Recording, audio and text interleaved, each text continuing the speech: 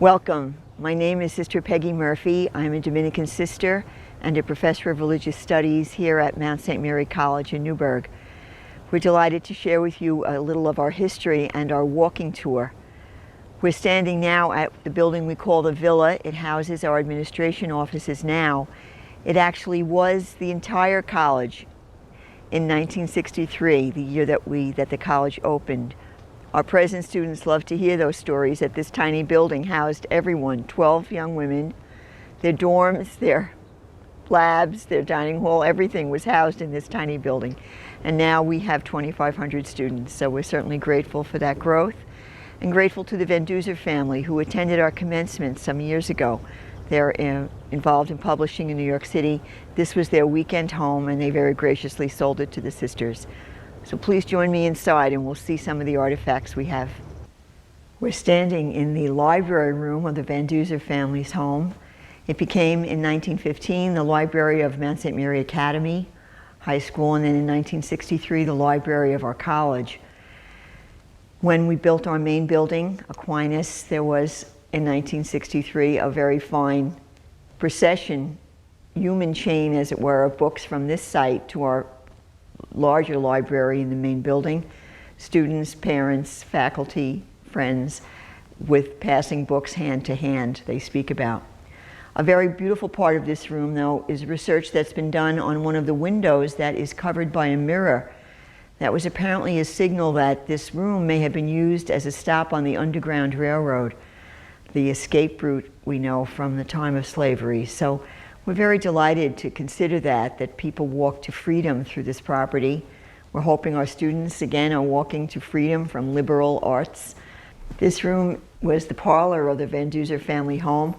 It's used now for our admission office and to entertain and welcome parents and prospective students who come to view the college. The molding and this exquisite mantelpiece are symbols of a more elegant early time in architecture. We're very grateful to them for this and also for their generosity. The area here was often used in the early 19th century for recovery from TB. You may know that the only healing was to be able to be high in the mountains and receive the sun in all seasons from the vitamin D that was necessary. The first two bids on this home were for sanatorium. The third one was the sisters and the Van Duzers were very anxious that it would be a school, and so we've been blessed to be the recipients of their generosity. This is the porch of the Van Duzer family home. We've erected a plaque here to commemorate the 2006 visit of the Van Duzer ancestors, great-grandchildren, who came to our commencement ceremony. And we're grateful to them again for this opportunity for learning that they hoped would happen in this building. This was also a very favorite spot of Bishop John Donne, the bishop, an ordinary from the Archdiocese of New York, who was a very good friend to the sisters and actually gave them the initial money for that 1915 purchase of these 42 acres. He loved this spot. He came from a very, very busy parish in New York City during the 1920s and 30s. So to sit here and observe the Highland Mountains and the Hudson River was a great gift to his spirit. He actually suffered his final heart attack here on this porch. And in his will, he noted that his funeral mass would be celebrated at St. Patrick's Cathedral, but he wished to be buried in Newburgh for his love for this beautiful spot in the Hudson Valley. And it has happened. Bishop Donne is buried in our sister cemetery next to the Dominican Center, which we'll be seeing in a few moments. This is our main academic building, Aquinas Hall. It was named for St. Thomas Aquinas, a Dominican friar and extraordinary intellect of the Middle Ages, the patron of students. And the building has been enhanced in the last few years through a very generous contribution by Bill Kaplan, our local friend and generous benefactor who grew up in Newburgh and has supplied us with an extraordinary laboratory area for our nursing students. And so it has been named the Kaplan Math, Science, and Technology Building. You're seeing a view of the carriage house of the Van Duzer family home. Actually, their horses were housed in stalls on the lowest level. The middle were the carriages, and the upper story was the area for hay. When the sisters purchased in 1915, they turned it into a music school, and the name was Domus Angelorum in Latin, House of the Angels, for the sound of music. We still have, every few weeks, we'll have some older ladies and gentlemen stopping by to say they have fond memories of having piano lessons in this building. So it has brought joy on many levels. Today it houses history, social sciences, philosophy, and religious studies offices. We'll be able to see the interior now. Whitaker Hall is now used for offices, but when you look at these small spaces, you can actually envision the days of the carriages being pulled in here and the hay up above. The sisters again transformed it into a music school. We have this beautiful angel to remind us of its Latin name, Domus Angelorum, the House of the Angels. There were actually 17 pianos in this building at that point, and the students performed on this stage. It's also been used by Shakespearean groups that remark that it reminds them of Stratford in such an antiquated look of the stage area. This is a picture of Dr. Roland Whitaker. The building is named for him now in gratitude for his help. He served as a professor of chemistry in the early years of the college, as well as our academic dean. He was also very generous and helpful in helping with the facilitation of our licenses. He had many friends and associates at the New York State Department of Education, Board of Regents in Albany. Mount St. Mary moved from being a normal school, teacher training school, to a 2-year college, to our present status of a 4-year college. We're starting a pathway now which we believe was the original path of the first 4 Dominican sisters who came here in 1873 and began this long history of education. When we bring our students, we ask them to please walk in silence for this section, and to use that time of quiet to pray for each other, for their families. We often say that wherever they walk in this college, they're walking on holy ground for all the goodness of the folks who have walked ahead of us, parents, grandparents, students, faculty, staff. And the first 4 sisters, we ask them to pray to them for courage as they too now begin their journey of college experience. This peace pole was erected in 2001 in commemoration of those who lost their lives on 9/11 at the World Trade Center. Locally, we had in a small village, Washingtonville, 5 firemen who gave their lives. And so we always ask the students to pause here and pray for first responders, survivors, families that have suffered. The peace pole has the dove, symbol of peace universally, and carved on the sides in 4 languages, it proclaims, "May peace prevail on earth." In English, Hebrew, Arabic, it's a fitting place to remember the heroes in our midst. Our buildings are named for Dominican saints, and this one actually is named for our founder, Dominic de Guzman Hall. It began as a training building for the Dominican Sisters of Newburgh and was sold to the college in the 1970s. It was used for offices and then a women's dorm, and it's presently a male dormitory building. And it's named for the founder of our order. Happened in the Middle Ages. He's not as well known as St. Francis, his contemporary that people know of, but very beloved to us. He was the first to ever send the priests 2 by 2 to all the universities of Europe. The cities and universities had just started. In all of his artwork, statuary, and paintings, you'll always see this unusual piece, a dog with a torch in his mouth, a favorite of the students. I can tell you they remember this. The tale is that his mother, when she was pregnant with this child, had a recurring dream for 10 nights of a dog running with a torch in his mouth. She went to her brother, who was a priest, and they went to a physician, and he said, "Don't be worried. This child that you're carrying will have a gift for friendship, symbolized by the dog, man's best friend, and he'll bring a light to the world." And we believe that that has truly happened. So he was very beloved, never had any writings. He said, "I prefer to write on people's hearts," but a lover of education. And that has been our charism since the very beginning, training the leaders of tomorrow. He also appears with a star over his head. The story says that his godmother at his baptism looked down and saw a star, We call him a stellar man. We believe he was a star of holiness and goodness, but he's also the patron of astronomers in the Catholic tradition. The largest astronomy observatory is in the Vatican City of Rome. And so this is our beloved founder, St. Dominic de Guzman. This building began as the training building, the novitiate of the Dominican Sisters of Newburgh.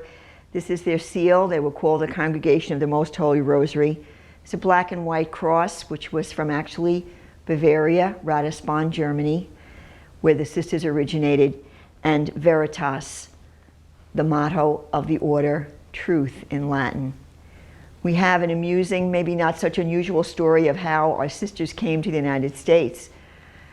50 years after Dominic's death, so literally early 13th century, the friars and sisters had arrived in Europe, and one was in Bavaria, southern Germany, a town called Regensburg, a beautiful monastery which is still in existence, Heilige Kreuz in German, Holy Cross Monastery.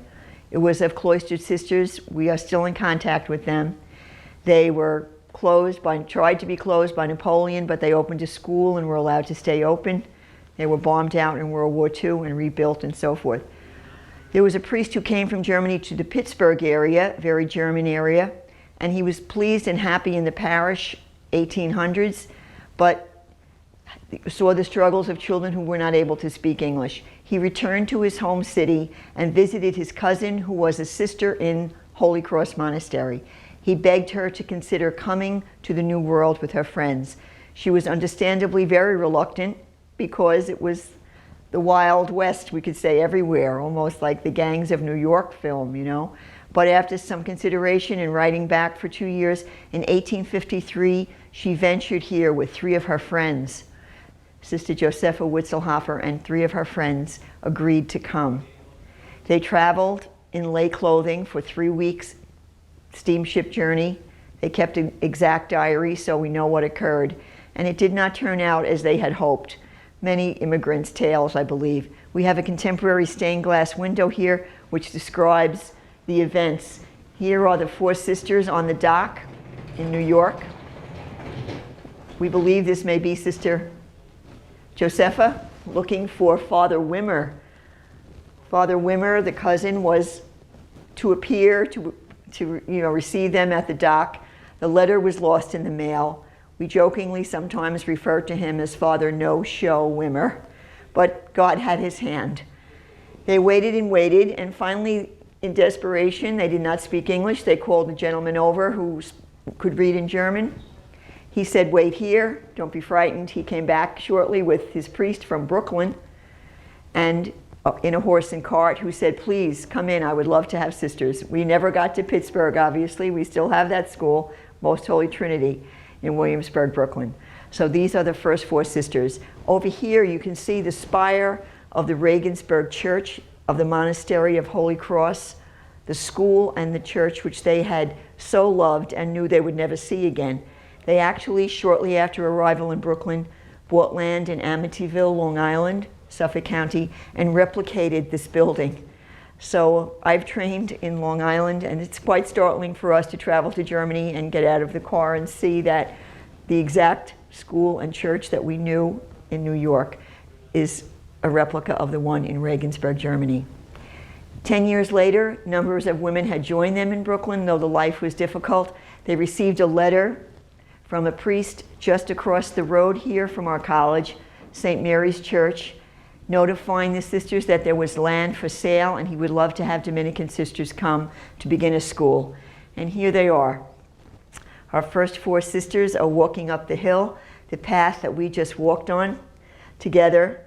They traveled from New York on this steamship, the SS Mary Powell.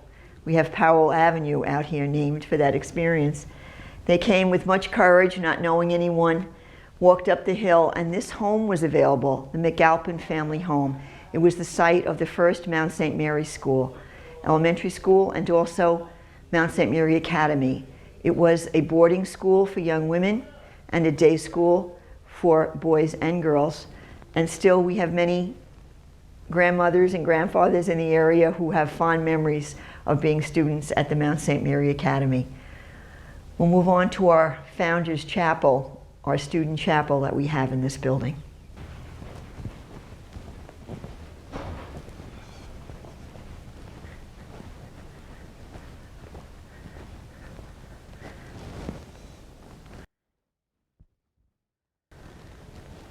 We've come to Founders Chapel, our student chapel in the Guzman building. In the student chapel, we have a banner proclaiming the motto of the Dominican order: to praise, to bless, to preach. And also over here, the motto of our college: teach me the truth, doce me veritatem. So important in the age of sound bites and so forth. And so we try to instill that message for certain in our students. You can see we have a stained glass cross which is backlit onto the campus at night. It's a reminder of the light that is stronger than any darkness, God with us. Symbols of the doves of the Holy Spirit and symbols of peace and stained glass.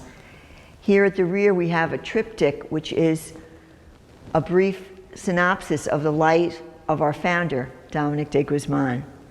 In the first one here on the right, you'll see Dominic as a young man. He studied at the University of Palencia, law and music. He owned 3 annotated books. A little hard for us to understand. We tell the students probably equivalent to 3 BMWs today, extremely valuable in the Middle Ages. Worked in the scriptorium, hand-done volumes.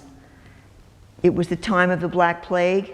He was a young man in college, even prior to coming to the seminary, very generous. And during this very dark period in history, there was a drought, there was the terrible illness. Dominic sold his books and gave the money to the poor. He had not many quotes that we know of him, but this one's quite beautiful from his youth. The books were covered in leather, of course, and he said, "I can't keep these dead skins while living skins are hungry." So even as a young man, quite a star, quite a stellar gentleman for us. His life changed. He entered the seminary, which in the Middle Ages was to remain enclosed in a monastery. He was quite happy there, I believe. It was in the city of Osma. He grew up in northern Spain. A visit came one day which really changed his life forever. It was a family friend, Bishop Diego, who visited him and requested that he accompany Bishop Diego on a tour to Denmark. It was actually for the arranged marriage, which was almost like a business negotiation in the Middle Ages, a Castilian groom and a Danish bride. They started out, and the second night they stayed overnight. It's pictured in this window on the left. They stayed overnight in a small area in southern France called Fanjeaux. It's very symbolic and meaningful to us. Actually, each year we send 2 faculty or staff and 2 students to that village of Fanjeaux because it's where the Dominican order began, 1207, celebrating 800 years. It was approved in 1216. This is the 800th anniversary of the order. It was actually this night that began the change for Dominic's life. The gentleman who owned the inn, the innkeeper, had converted to a quite unusual religion called Catharism. It was a little difficult to understand because it was a very severe and forbidding faith that spoke about 2 deities, the god of evil and the god of good. It had many prohibitions. Music was bad, the body was bad. It was quite unusual. Thousands of Catholics had actually converted to Catharism, not because of love for that faith, but actually discouragement and scandal from abuses in the Catholic Church and the human condition. So during this time of terrible poverty and illness, sometimes the church continued to have gold, etc., and people were discouraged and had really, en masse, converted to Catharism. Dominic stayed up all night with the innkeeper. It sounds like a simple little story, but it was life transformative for him. He listened through the night, we say. Not only talking, but listening to the pain of this gentleman. And the following morning, the innkeeper returned to Christianity, hopefully a happier faith and experience for him. Bishop Diego said, "You should stay here." And so the Dominican order was born. Our initials are O.P., Order of Preachers. The bishop said to him, "You have a gift for preaching. You should stay here and continue this great work," and he did. At first, and we can all appreciate this, I believe. At first, he trusted that this was the right thing to do, but as months went by, 6 people came and 5 left. You know, we've all had those kinds of experiences. Why did I think this was a good idea? That happened for Dominic. 6 months later, Bishop Diego passed away. He was alone in this place, and people were not listening, and it was not working out. One night, he went out on a small parapet, a roof in the area of Fanjeaux. Our students will be there and our staff people this summer. And he called out to God, please, I need a sign. I need some help. He looked out, and that's depicted in this middle window. He looked out and saw a star shining over a building about a mile from Fanjeaux in a small town called Prouy. He bought that building and eventually started the first Dominican nuns. These 8 women had been Cathars, and they actually converted and became a powerhouse of prayer and support for the Dominican order. 20 years later, Dominic passed away, and there were over 1,000 Dominican priests. So the power of the sisters' prayers, the goodness of God had begun the Dominican order and all its fruitfulness, which we're still experiencing today. We're coming to our magnificent Dominican Center building. It began as the mother house of the Newburgh Dominican Sisters. Half of the building was housing the sisters convent, and the other half was the Mount St. Mary Academy. It was built in 1927 in 1 year, same as the Empire State Building. Extremely sound edifice. It was just redone a few years ago and transformed into a state-of-the-art library and dormitory facility for our students. The sisters with aging required more extensive care and have gone on to residences and nursing homes that they needed. But they maintained this particular look on the sides. Actually, this glassed-in area, or it had also been screened in the summer, were the original porches that we used again in the early 20s for TB patients. The only healing was, again, to be bundled up even in wintertime, to be out getting the vitamin D from the sun. Our nursing students are always interested to observe this porch area. This gorgeous view is the most photographed and painted view of the Hudson River. We're able to see West Point, the military reservation, from here. We do have extension classes there for enlisted personnel. Occasionally we'll have veterans on campus, a blessing. If they're not able to get the courses over there, then they'll be enrolled with our students, which always adds a great deal to our classes as well. We've come to the Kaplan Family Library and Learning Center, a state-of-the-art library and dormitory facility for our college now. It began, though, as the mother house of the Newburgh Dominican Sisters, and we have here in the foyer a very beautiful example of Middle Eastern art and tradition. It actually was a chandelier that came from the Republic of Armenia to thank our benefactor, Bishop John Donne. He was a priest in New York City following World War I. Turkey had invaded Armenia, and many Armenian refugees arrived in New York City literally with their children and their clothing. It turns out that Bishop Donne was a wonderfully generous person to them, getting apartments, getting the children's schools, getting them jobs. Just an extremely generous gentleman. After his death, we received this as a gift from the Republic of Armenia, and you can see the Muslim crescent on the bottom, the Middle Eastern influence in the formation of the lights.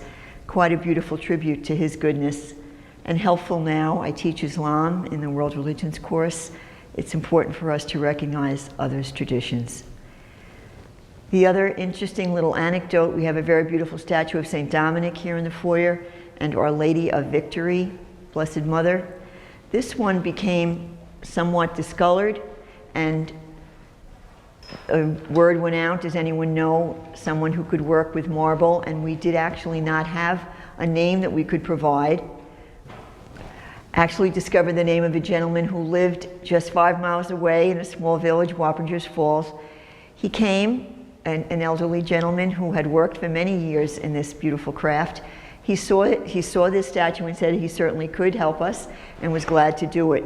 When he was invited to come into the chapel, there was a very startling and beautiful moment for him. He came about to the middle of our chapel here and suddenly stopped and almost filled with tears. And the sister said, "Is everything okay?" And he said, "Well, you probably won't believe this. It's almost unbelievable." But he said, "Actually, I'm looking up at the very beautiful Last Supper, Michelangelo reproduction that is inset into the altar in this chapel, and he said, I actually made that with my dad 40 years ago in Italy.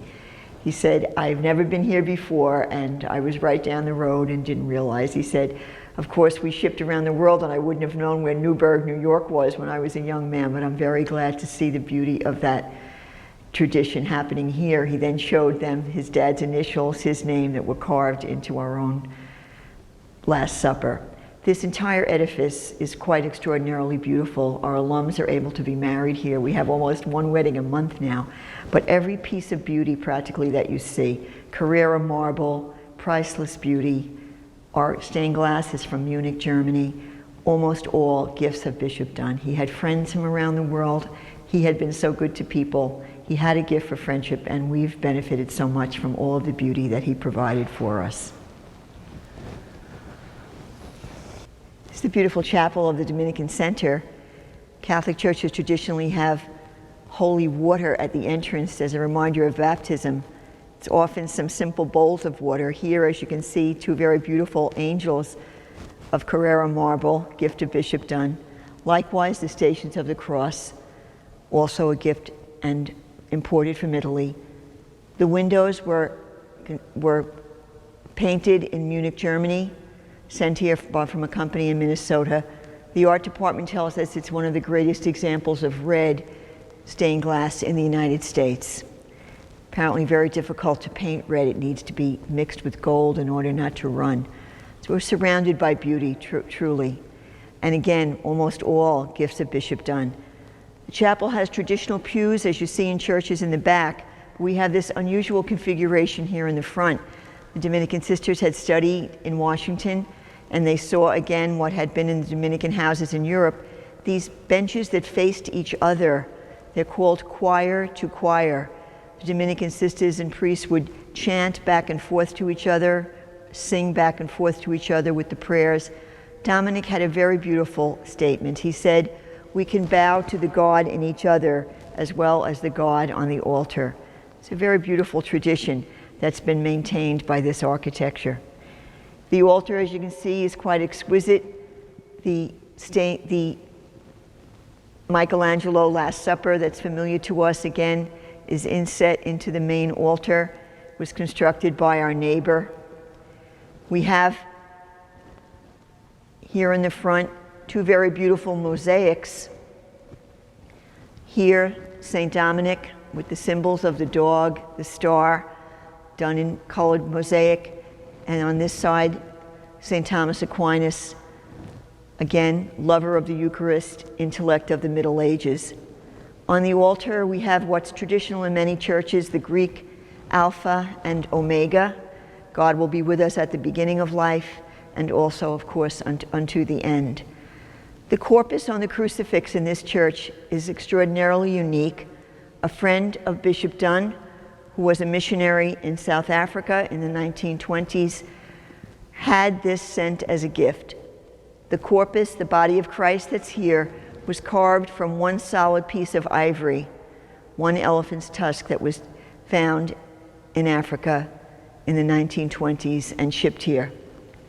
This rose window, a gift from Bishop Dunn, and this very beautiful statue of the Blessed Mother, which has an unusual lace veil that was quite traditional of certain parts of Italy, arrived after Bishop Dunn's death. So even in death, he continued to gift us all of this Carrara marble, and the beauty of this whole edifice is really a tribute to his goodness and kindness. And we're grateful that our students can be in an atmosphere where prayer has been lifted for over 100 years. And we pray that all of those blessings continue to rest on everyone who visits us here. At Christmas time, we use this building for our extraordinary Christmas Vespers, where we listen to the Nuremberg Symphony and our student chorus.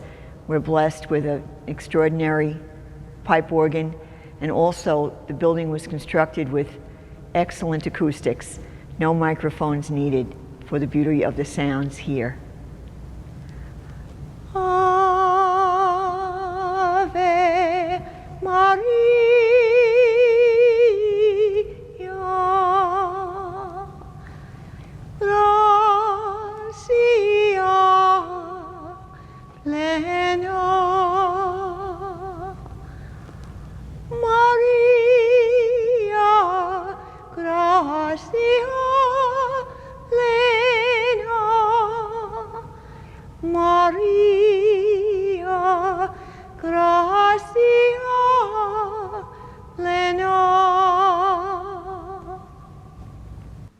are grateful for the sacrifices of past generations at the Mount, and also now for the privilege that we have of fostering hope in future generations of students.